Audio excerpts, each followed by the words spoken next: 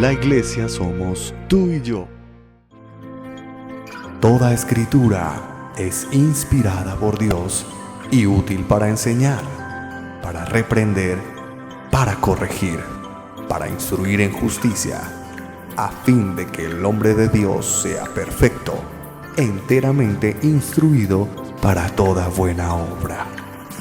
Bienvenidos, esto es Confra Oyendo.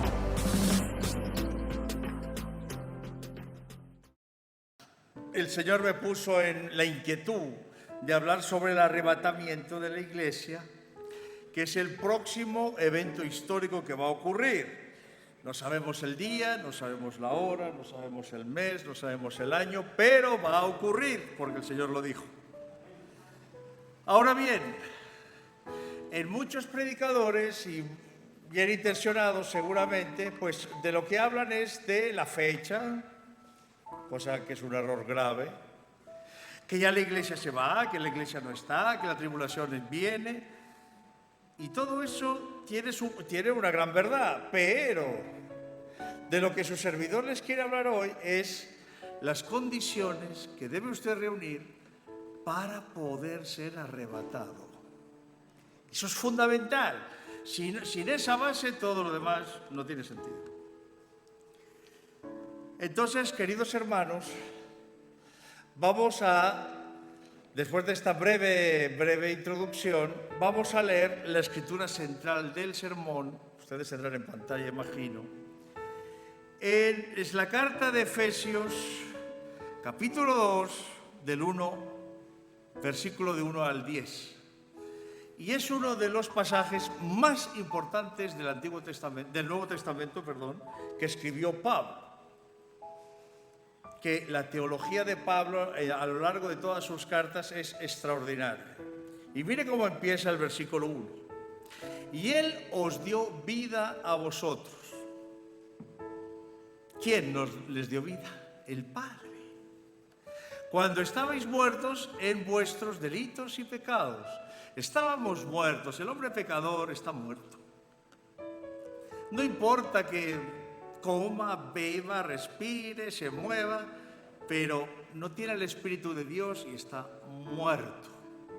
No puede cumplir el propósito que Dios le dio.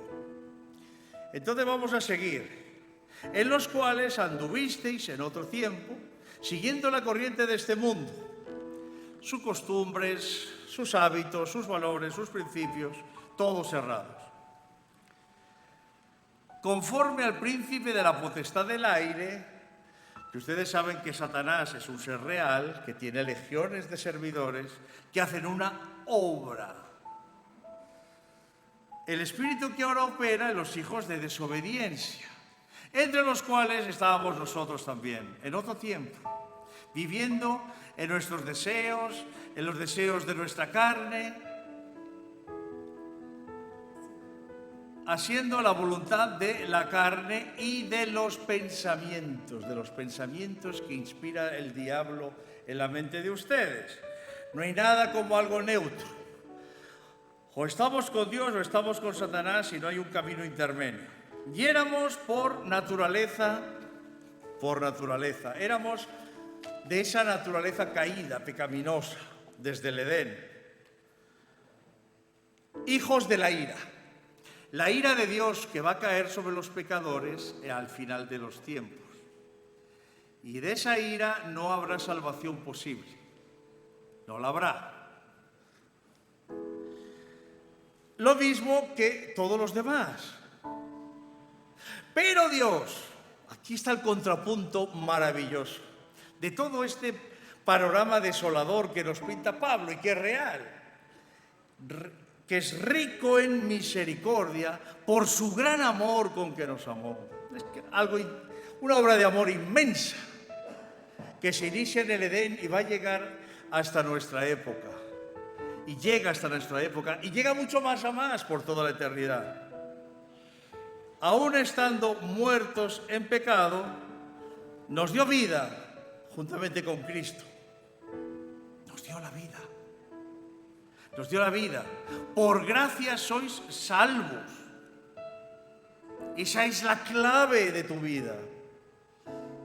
Nuestra vida no tiene sentido si Dios no nos salva por gracia, porque la ley no se puede cumplir, la ley espiritual eterna, no podemos cumplirla. Y somos salvos por gracia. Y juntamente con Él nos resucitó,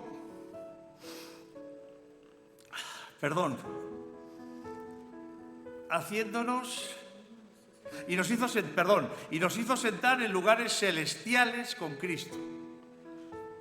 Cristo ascendió de donde había descendido primero. Se sentó a la diestra del Padre y nosotros estamos allí ahora. Ahí está su sitio, su sillita allí, al lado del Padre. Vamos a ver cómo podemos llegar ahí, para mostrar en los siglos venideros las abundantes misericordias de su gracia, la palabra clave. Esa es la clave. Esa es la clave de todo el Nuevo Testamento. Por gracia somos salvos. El amor en acción, el don inmerecido que Dios ganó para nosotros en la cruz. Y eso es formidable, eso. Y en su bondad para con nosotros en Cristo Jesús. Porque por gracia sois salvos, por medio de la fe. ¿De la fe en qué? De la fe en el sacrificio de Jesús, en mi lugar, en tu lugar, en el lugar de todos la especie humana. Es esa fe la que te va a salvar. Y esto no es de ustedes, no, ustedes no lo pueden gestar, ni yo, nadie. Pues es don de Dios, no por obras. No podemos hacer obras para ganar eso. No hay ningún mérito. Como dice la palabra, es como trapo de inmundicia ante la presencia de Dios. Para que nadie se gloríe, nadie puede gloriarse, nadie puede enorgullecerse, nadie puede decir por mis méritos soy salvo, no. Porque somos obra suya, la obra de Él, del Señor, creados en Cristo Jesús para buenas obras, no por. Por obras no se puede salvar, pero fuiste salvo para buenas obras, para hacerlas, las cuales nos dio Dios de antemano para que anduviésemos en ellas. Es maravilloso, maravilloso este texto. Vamos a orar. Eterno y amoroso Padre, en estos 10 versículos se resume la obra formidable, maravillosa, inconmensurable del Señor Jesús por nosotros. Te damos gracias por tu Espíritu que está aquí en medio de nosotros y va a impartir sabiduría y va a dar a conocer la grandeza de tu proyecto para la raza humana. Te damos gloria en el nombre de Jesús. Amén y amén. Amén. El primer punto que les quiero compartir lo estructuramos en varias cabecitas. La primera es la de Adán. El texto que vamos a comentar, Génesis 3, del 17 al 19. Y al hombre dijo el Señor, por cuanto obedeciste a la voz de tu mujer, eso es, y comiste del árbol del que te mandé, diciendo, no comerás de él. No comerás de él. Maldita será la tierra por tu causa. Con dolor, ¿qué? Comerás de ella todos los días de tu vida.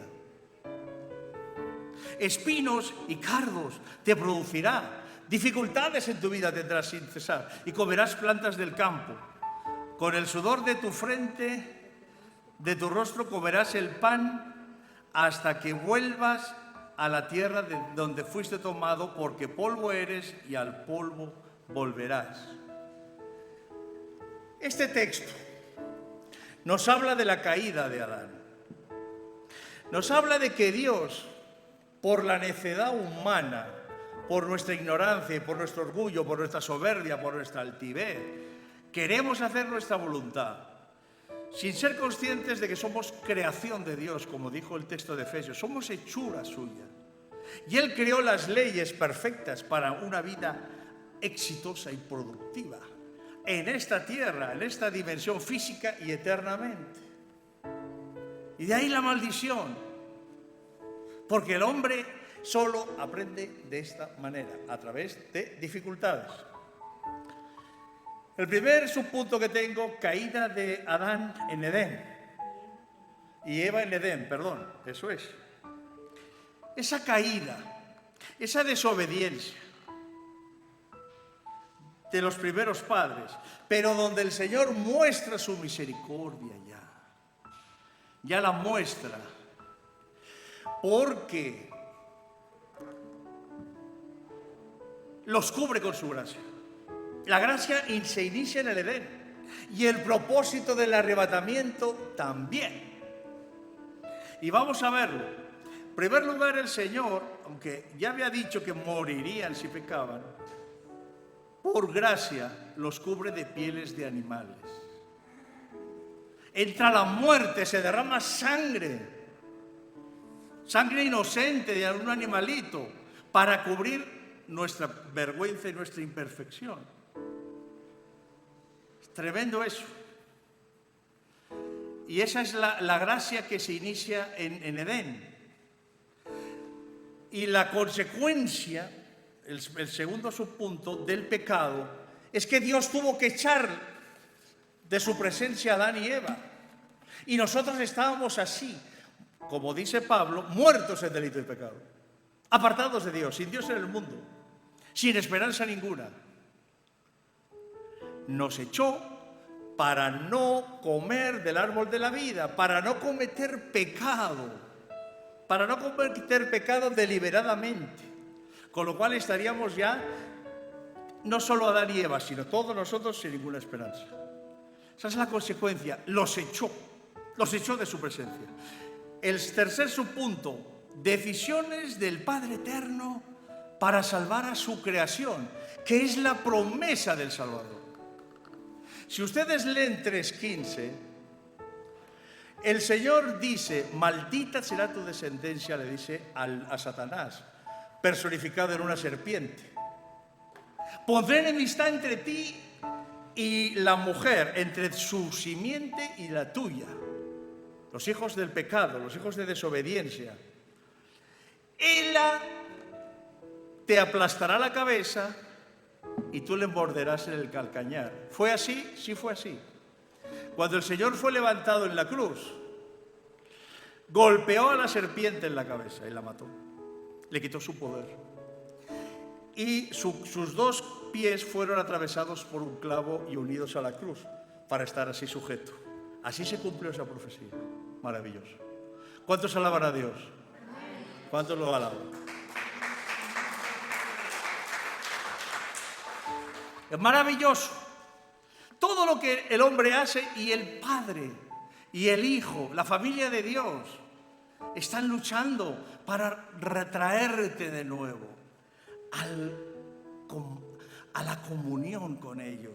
Porque ese es el propósito que tiene nuestra creación y el propósito de nuestra vida para una vida eterna, vivir en armonía con la familia de Dios. No existe un cristiano que viva individual, no, eso no existe. Están todos ustedes congregados porque es un mandato del Señor. Porque donde están los hermanos reunidos hay bendición y vida eterna. Por eso estamos aquí. No tendría sentido que cada uno de ustedes estuvieran en su casita. No. El segundo punto que tenemos es la cabeza de Cristo. ¿Qué hizo Cristo? ¿Qué hace? Estamos siendo salvos por su vida.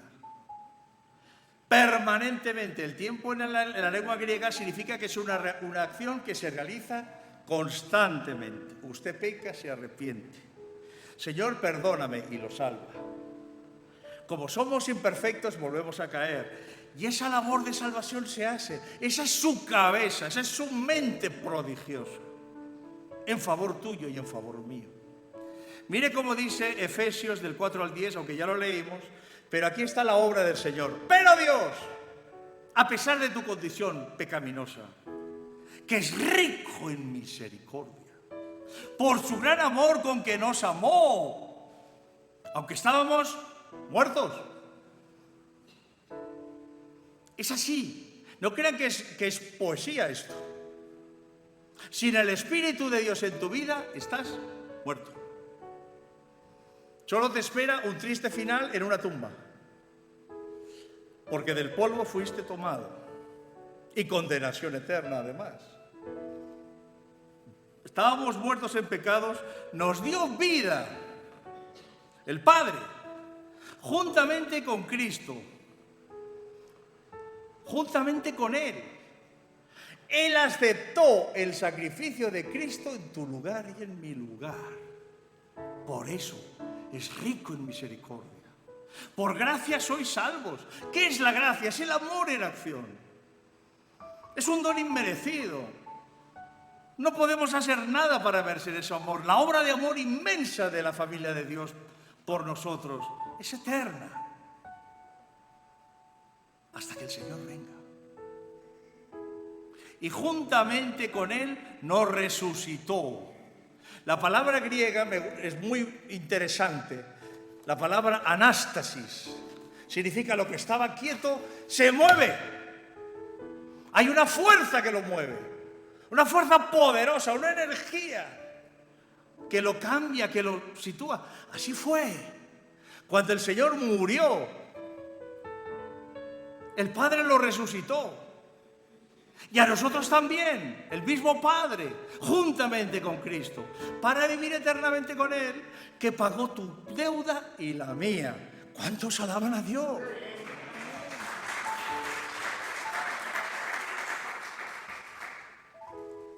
Voy a seguir. Y asimismo nos hizo ¿qué? Sentar en lugares celestiales con Cristo Jesús. Sentar, estamos en la gloria de Dios, en el tercer cielo, como dice Pablo, en la gloria, en la mansión de Dios. Ahí estás. Dice, pero si no estoy. Sí lo está, porque ese sitio, esa sillita lleva tu nombre. Allí está. Dice, para mostrar en los siglos venideros, hasta ahora, que es el último tiempo, las abundantes riquezas, ¿de qué? De su gracia, en su bondad, para con nosotros en Cristo Jesús, porque por gracia sois salvos, por medio de la fe, de modo, porque es importantísimo esto. Si no tenemos fe en que hemos sido salvos por el amor de Dios, por la sangre derramada de Jesucristo, siendo maldición por nosotros. Como dice el profeta Isaías, el precio de su justicia fue sobre nosotros. Él pagó. Él nos justificó. Él nos hizo aceptos al Padre. Bueno, esa es la fe. ¿Y esto no de vosotros? No, pues es don de Dios, claro que no. No somos nada nosotros. Estamos muertos hasta que el Espíritu de Dios nos vivifica.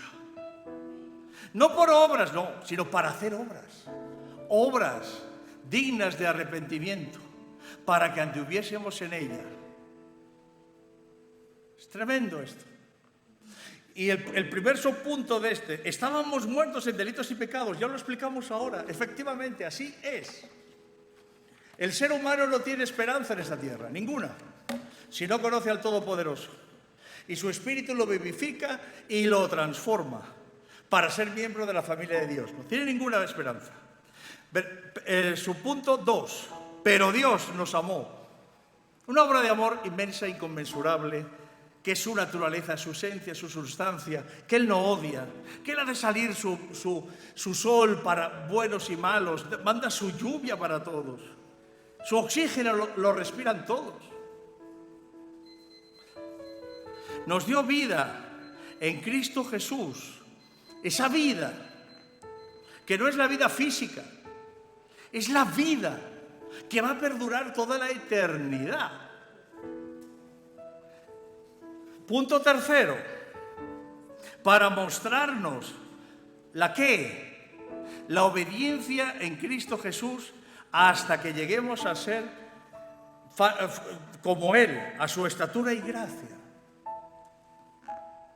a su forma, ser transformados en algo que no somos, teniendo un corazón tierno, teniendo un espíritu misericordioso, viviendo en la piedad, a través de la palabra y actuando en nuestra vida física a través de eso.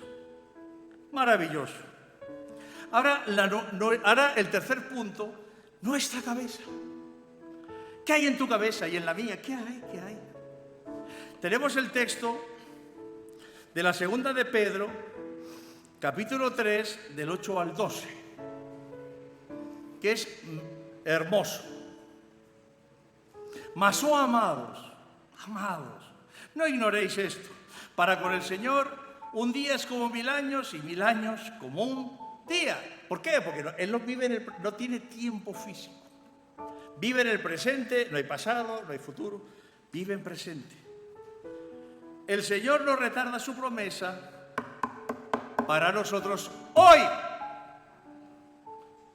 como algunos la tienen por tardanza, sino que es paciente y quiere que todos procedan al arrepentimiento, que todos estén en el arrebatamiento, porque esta tierra va a ser quemada, va a ser destruida. Sabiendo todo eso, dice, ¿cómo no habéis de andar en santa y piadosa manera de vivir? Porque este mundo va a ser destruido y las obras de Él. No importa lo que tengas, no importa lo que poseas, todo va a ser destruido y esta tierra va a ser recreada. Y esa es la advertencia del apóstol Pedro. Todos procedan al arrepentimiento, claro que sí. Pero el día del Señor vendrá como ladrón en la noche. Cuidado con eso. Tantos que dicen fechas, días, que el Señor viene, venda todo lo que tenga, deja los empleos, ayune. No. En el cual los cielos pasarán ardiendo y los elementos serán deshechos. Tremendo eso. Y la tierra y las obras serán quemadas. Entonces, vive de acuerdo a Dios. Vive de acuerdo al conocimiento que tienes.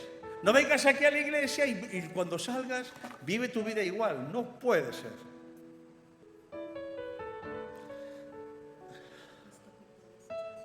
Sí, no, ya. El punto... Perdón.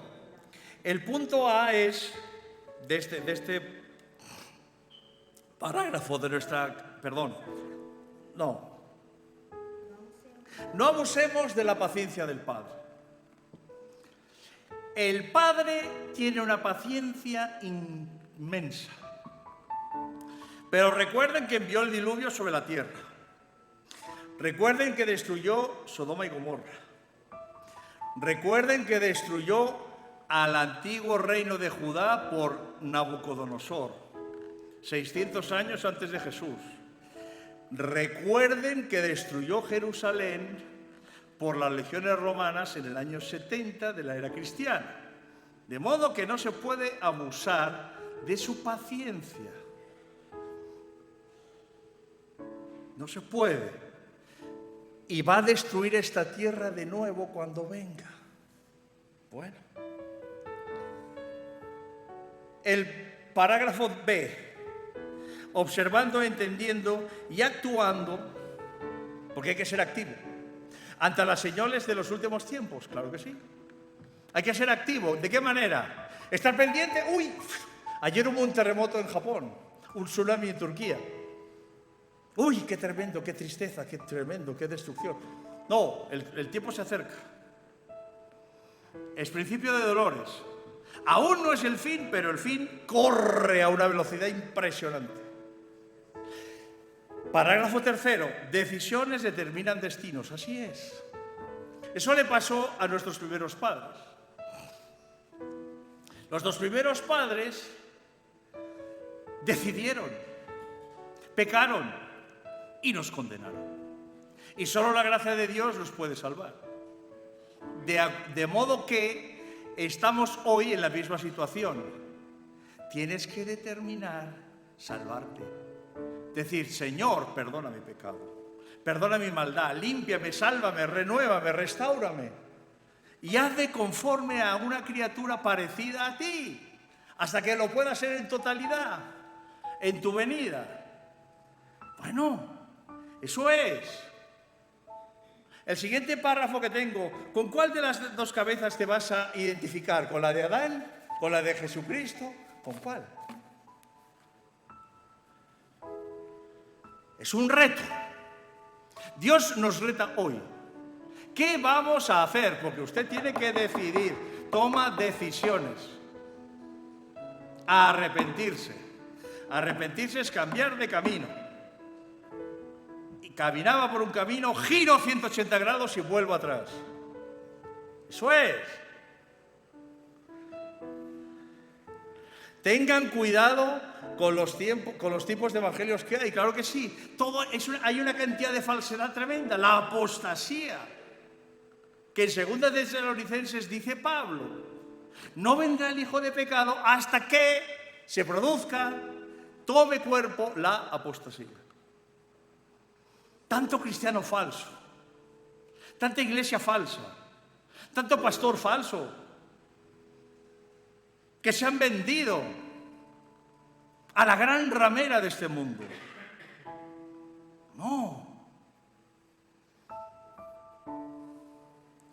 No descuide las sazones de los tiempos que colocó el Padre y el tiempo. Es decir, no descuide ¿qué? Los tiempos que puso el Padre. Esté atento al tiempo. Porque su tiempo cronos es limitado. Su vida, usted no sabe si morirá hoy. ¿Y entonces qué? ¿Se condenará o se salvará? Porque el Señor viene todos los días. Cuando usted fallece, ya no hay una segunda oportunidad. ¿Y qué vamos a hacer? ¿Y qué vamos a hacer, hermanos? Bueno, son las 11:08 y tengo dos flash, no sé cómo decirlo, dos impactos finales, para que usted salga de aquí motivado a cambiar y a caminar con Dios. Me van a buscar, por favor, el Evangelio de Mateo, capítulo 27, versículo 46. Cuando me lo tengan, porque es muy importante. Mateo 27, versículo 46.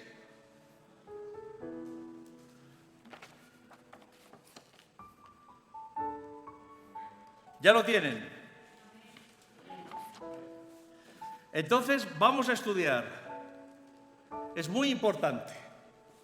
Versículo, ustedes saben que el Señor está padeciendo lo indecible por ti y por mí en la cruz. Un padecimiento espantoso, inenarrable. Versículo 46. Cerca de la hora novena, de las 3 de la tarde, Jesús clamó a gran voz, diciendo, Elí, Elí, lama sabactani. Esto es, Dios mío, ¿por qué me has desamparado? ¿Qué ocurrió aquí? Esto es lo que va a hacer posible nuestro arrebatamiento. Está aquí. Cuando el Señor clamó así, el espíritu que lo ligaba al Padre se fue. Y quedó Jesucristo hombre en ese instante, padeciendo los estertores de la agonía, pero ganando tu sillita en los lugares celestiales. Y ahí vas a ir cuando seas arrebatado. ¿De acuerdo? Por eso dice, cuando el Señor expiró, dice, más adelante, habiendo clamado a gran voz, en el versículo 50, entregó el Espíritu. Y entonces ocurren varias cosas. El velo del templo se rasgó, por tanto ya tenemos acceso directo al Padre, no hay que ir unos días al año, no. de arriba abajo. Y el Señor cuando dice, se consumó. Ya gané el pasaje para ustedes. Ya lo gané. Pagué, la palabra que aparece en griego dice, pagué la deuda. Para Dios era muy claro que usted y yo teníamos una deuda impagable. Solamente se podía pagar con nuestra muerte. Pero ya la vida no tendría acceso a nosotros. Aquí compró tu billete, tu ticket, tu pasaje. Aquí se hizo posible el arrebatamiento. ¿Y para qué? Ahora vamos a ver para qué. Ahora vamos a leer la primera de Pedro 1. Me lo buscan también, por favor. Porque ahora leímos por qué es posible el arrebatamiento. Porque el Señor compró tu ticket. Y ahora vamos a ver para qué. ¿Para qué? ¿Ustedes qué creen? Primera de Pedro 1. La primera carta de Pedro. Y quiero empezar con la oración. Pedro, apóstol de Jesucristo, a los expatriados. Usted y yo somos expatriados, somos peregrinos en este mundo. ¿Recuerda el mensaje que el pastor dará la próxima semana? Se lo recomiendo, de todo corazón. Porque somos peregrinos, no tenemos patria. Aquí escribe a israelitas físicos, de la dispersión en el Ponto, Galacia, Capadocia, Asia y Bitinia. Todo eso está en el territorio actual de Turquía. Pero ahora vamos a saltar al versículo 3. Ahora vamos a ver para qué vas a ser arrebatado. Bendito el Dios y Padre de nuestro Señor Jesucristo, que según su grande misericordia nos hizo renacer para una esperanza viva. ¿Cuántos lo creen? Para una esperanza viva, no para una literatura. No, el Señor viene, pero si no viene nunca, no. Por la resurrección de Jesucristo de los muertos. Claro. ¿Para qué vas a ser arrebatado? Para una herencia incorruptible, incontaminada, inmarcesible, eterna. No se va a pudrir, no se va a contaminar, no se va a degradar, no se va a destruir. Reservada en los cielos para vosotros. ¡Hombre! ¿Cómo no vas a vivir de esta manera, con esta promesa tan gigantesca? No, no puedes vivir igual hoy. Versículo 5. Que sois guardados por el poder de Dios mediante la fe. Sois guardados, sois salvos, porque Cristo murió por vosotros. Y esa fe en su sacrificio te va a catapultar a la vida eterna, para alcanzar la salvación que está preparada para ser manifestada en el tiempo postrero, en este tiempo. ¿Me han comprendido? Es decir, no porque yo sea un genio, no. Yo creo que el Señor me inspira para que hablemos de lo importante. El próximo hecho histórico es el arrebatamiento, pero no irán los que no estén preparados. Y en esta modesta prédica hemos intentado dar la pauta. ¿Cómo puedes prepararte? ¿Cómo puedes estar listo? Bueno, aceptando a Jesús como tu Salvador y viviendo una vida diferente. Confraternidad La Floresta.